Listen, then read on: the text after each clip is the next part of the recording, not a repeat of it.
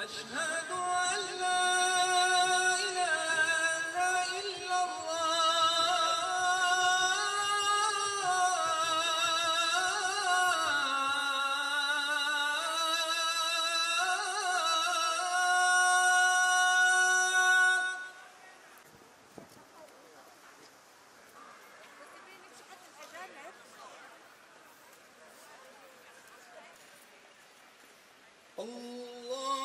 أكبر. الحمد لله رب العالمين الرحمن الرحيم مالك يوم الدين إياك نعبد وإياك نستعين اهدنا الصراط المستقيم صراط الذين أنعمت عليهم غير المغضوب عليهم ولا الضالين.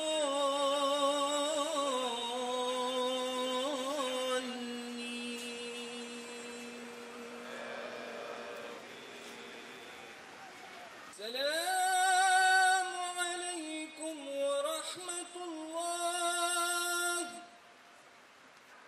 السلام عليكم ورحمة الله.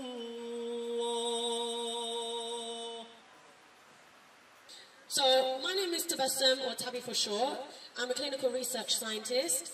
The reason myself, you guys, and our allies are here today, standing united as one body, is because we cannot be silent. We cannot rest. We cannot fill our bellies while our brothers and sisters are being massacred in Gaza. Just yesterday, we heard how Israel kidnapped 140 Palestinians, patients, including children, and executed them at Al-Shifa hospital. Then, just when we thought this couldn't get any more horrific or that they couldn't stoop any lower, what else did we hear? They bombed an orphanage. We still don't know how many injured or dead. Footage was released of Israel targeting and murdering innocent Palestinians, just walking and minding their own business. We've all seen this on daytime television, all over social media, all over Twitter. This event took place in February, where Israel, the Israeli war machine, targeted innocent civilians just walking by that had clearly been injured, and they targeted them with drones, blowing them apart, their flesh apart from their bodies like they're rabid animals.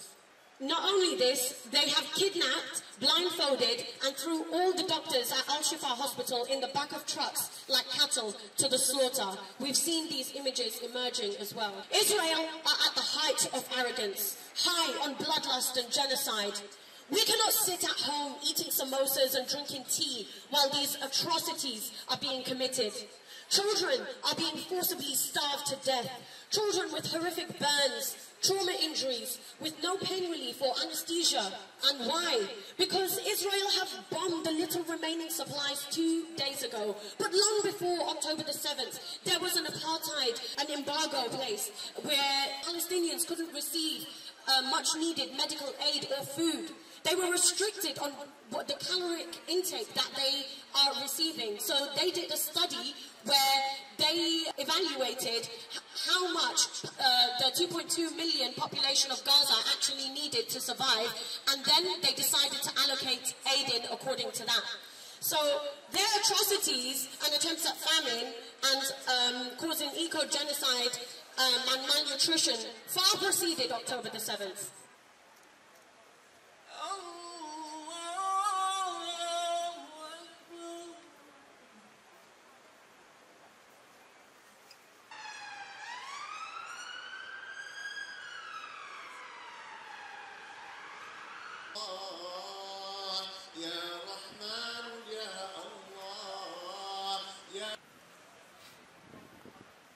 اللهم صل على سيدنا محمد الفاتح لما أغلق والخاتم لما سبق ناصر الحق بالحق والهادي إلى صراطك المستقيم وعلى آله حق قدره ومقداره العظيم. ربنا آتنا في الدنيا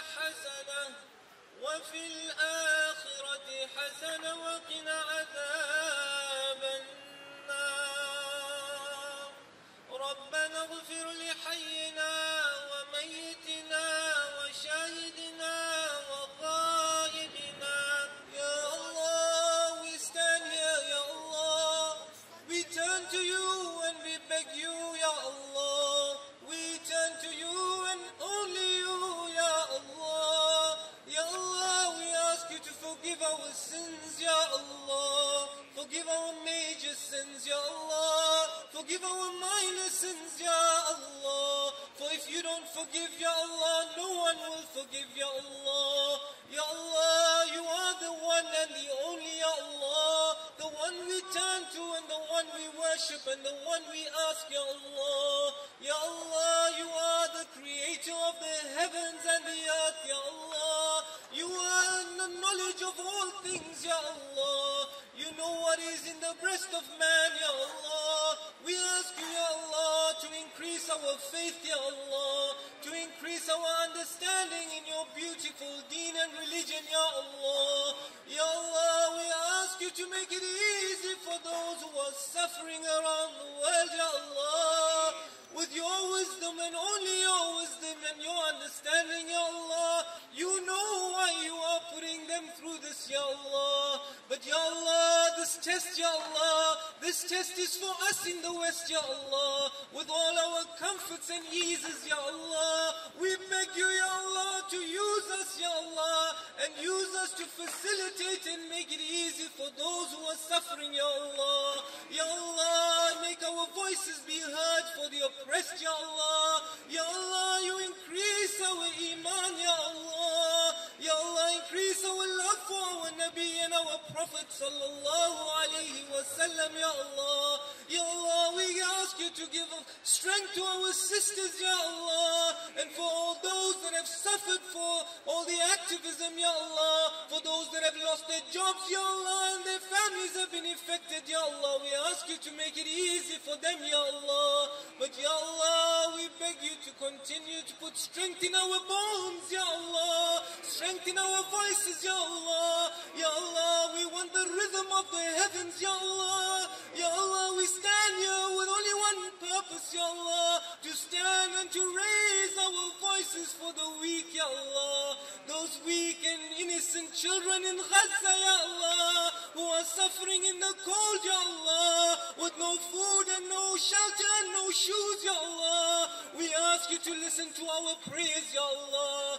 We want peace, Ya Allah. This is a religion of peace, Ya Allah. Islam is a religion of peace, Ya Allah. Islam is in our bones and our way, Ya Allah. We ask you, Ya Allah, to help us spread this peace, Ya Allah, with our voices, Ya Allah, with our drums, Ya Allah, with our rhythm, Ya Allah. Let the oppressors hear our voices, Ya Allah. Let the governments know what we stand for, Ya Allah. From this city to all the cities around the world, Ya Allah, we will always stand with your deen, Ya Allah. We will always stand proud with peace, Ya Allah, and your religion of Islam, Ya Allah, for we know what it stands for, Ya Allah. For all those who malign this religion, Ya Allah, we ask you to, Ya Allah, unveil their untruths, Ya Allah, expose them, Ya Allah, for they are only interested in the superficial world, Ya Allah.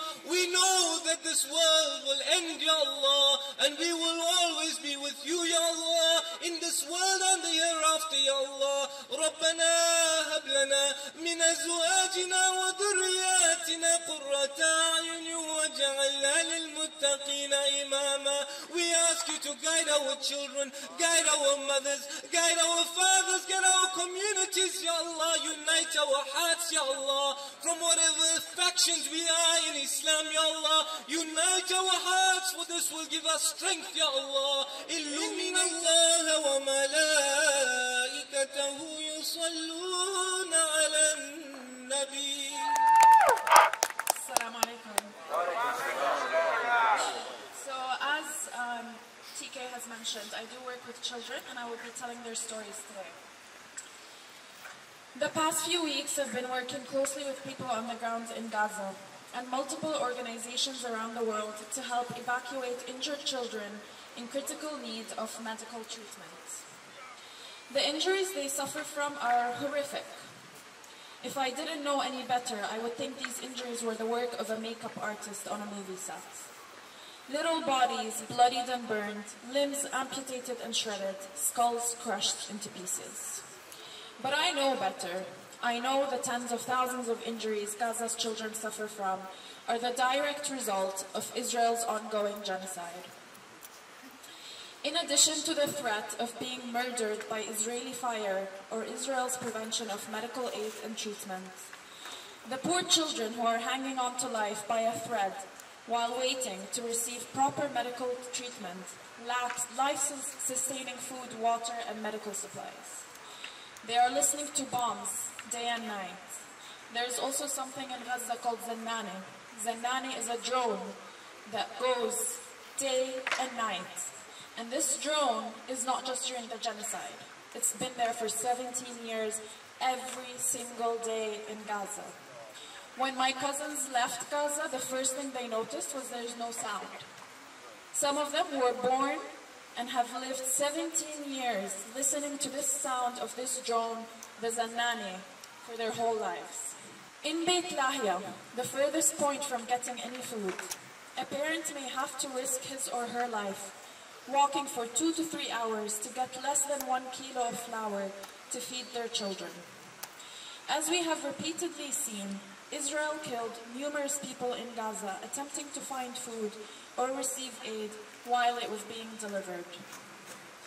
Most infamously in the incident now known as the Flour Massacre. And what's the alternative?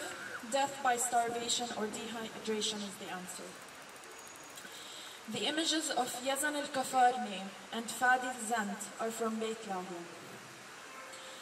Today, I would like you to learn about a few beautiful children who may be murdered by Israel any second. Amin. Amin is 6 years old from Rafah. He suffers from a critical leg injury because of Israeli bombardment and required medical treatment abroad. His family and doctors managed to secure his evacuation on a medical flight to Italy through Cairo, Egypt. But the day his mother went to the Rafah border to cross, they were told that the companions of injured children cannot travel with an ID. They need an official passport. Passports are issued in Ramallah only because of the political structure Israel put in place for decades in Palestine. Apartheid. Due to the apartheid system in Palestine, Gazans cannot go to Ramallah, and the reverse is true. So although the passport could have been delivered in a timely manner under a free Palestine, the passport had to go through from Ramallah to Amman. Then we paid someone to take a flight from Amman to Cairo, and then we paid someone to take the passport from Cairo to Arish, and then we paid someone to take the passport from Arish to Rafah. So instead of driving for an hour and a half from Ramallah to Gaza, it took over 48 hours and a lot of money. Every second is a difference between life and death in Gaza. The passport was delivered 48 hours late, and Amin could not make his journey to Italy for treatment. Amin eventually got out with his mother and baby sisters and is in a public hospital in Egypt, with minimal care and one single bed for 4 people, to share in a room with 5 other people and no toilet. Make no mistake about it, Egypt is treating injured Palestinians like prisoners. Amin's situation is time sensitive, and if he doesn't get any surgery soon, his already highly infected leg and eye, his leg would have to be amputated and his eye he won't be able to see with. Rafiq. So we have the photos of Rafiq and Rafif. Rafiq is 15 years old and has wounds on his shoulders and thighs because of Israel bombed his home in northern Gaza on January 29th. So this is Rafif and her brother Rafiq. Israel killed 11 family members of his family that day, including his mother and his siblings. The flesh on his buttocks is completely gone, with the insides of his body showing.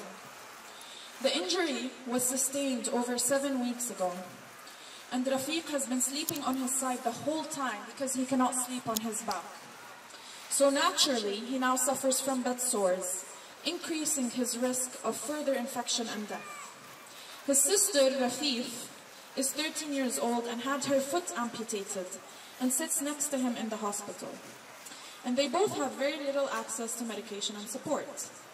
Their father was on a business trip before October 7th and is not able to go to Gaza to see his own kids. I spoke to him multiple times. I've actually sent him these photos from today. And he always ends the call by saying, "We accept what Allah wants." He asked me over a week ago if I can transport Rafiq and Rafif safely from the north to the south. I managed to contact most of the organizations working on the ground, but every time I mention transport from the north to the south, they tell me it's impossible.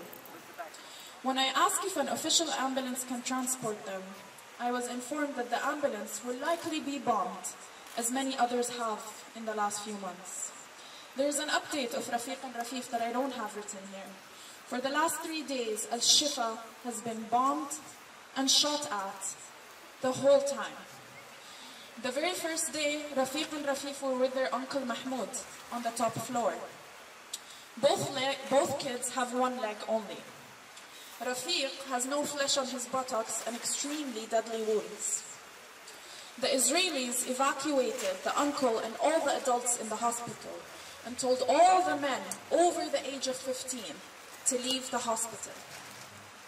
They then evacuated all the doctors from the hospital. They told the doctors, you either leave or you get killed. So all the doctors had to leave the hospital. At this point, Rafif and Rafiq were completely on their own. That day, all they had were a few sips of water. The second day, Rafif and Rafiq were moved by the Israelis to the ground floor. They rallied all the children on the ground with no blankets and no pillows. And at this point, they took their phones away. So we assumed they had left the hospital or that they had died. I was in constant contact with their father, Zaki. On the third day, they took the children, again with no companions, investigated all the children. They investigated Rafiq, who's 15 years old, without anybody's consent. They took his phone away for a whole day to go through the phone. They took Rafif and Rafiq to the basement, to the X-ray department. They took all the children down there, again, with no companions. So right now, as we speak, on Friday, 22nd of March at 9:30 p.m., Rafif and Rafiq are still in the basement of Al-Shifa Hospital, with no companions, no access to medical care, no access to food, no access to water, but on top of that, they're hearing shots and bombs over their heads. I asked their father if he got in touch. He told me last night they got their phones back, so they did get in touch. I asked them, have they eaten? He told me the Israelis gave 1 can of tuna for each 10 children. 1 can of tuna for each 10 to 13 children. So I'm assuming that both Rafiq and Rafif had 1 bite of tuna in the last 3 days. They're starting to lose consciousness. The Israelis will not let the uncle go in and check on them. And I have been working relentlessly with amazing people from different organizations in order to evacuate them, but with no success. I even went to Parliament and showed the very terrible pictures of their wounds, and still no success. So, I just want you to remember that in Gaza, there are multi-layered levels of failings at state and organizational level. If people are not killed from the lack of food, they're killed from the food drops. If they're not killed from the bombs, they die because they need medication. If they're not left orphaned, they're separated from their parents because men can't leave Gaza. And also in the case of Majd, his mom died because of a broken heart. It's just layer after layer of multifaceted failings. What if they were your own children, nieces or nephews or grandchildren? My question today is, are white lives more valuable than brown ones? Would it make a difference if the children killed were called Kate and John? How would you act? What would you do? No child should have to go through this, and no parent should have to go through this. Thank you. Decolonize! Stop the genocide!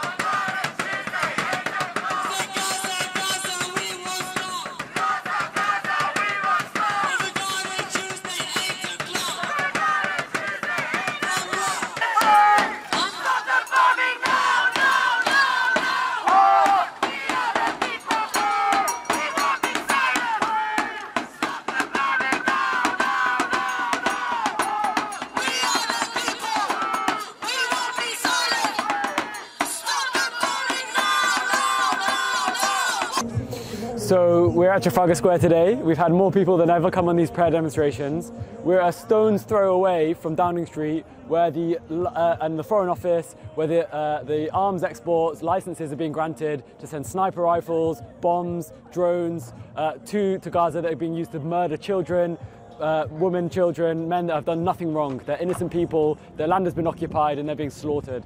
And so people in the UK are not going to let this happen. The people are coming out. We've done 3 demonstrations now, peaceful prayers for Palestine, to bring the prayers out of the mosque and show that we're not going to let business as usual carry on. We have to escalate our actions. We have to keep acting because Palestine is suffering and we have to do something about it. And that's why we're here today, and we're going to keep showing up for Gaza.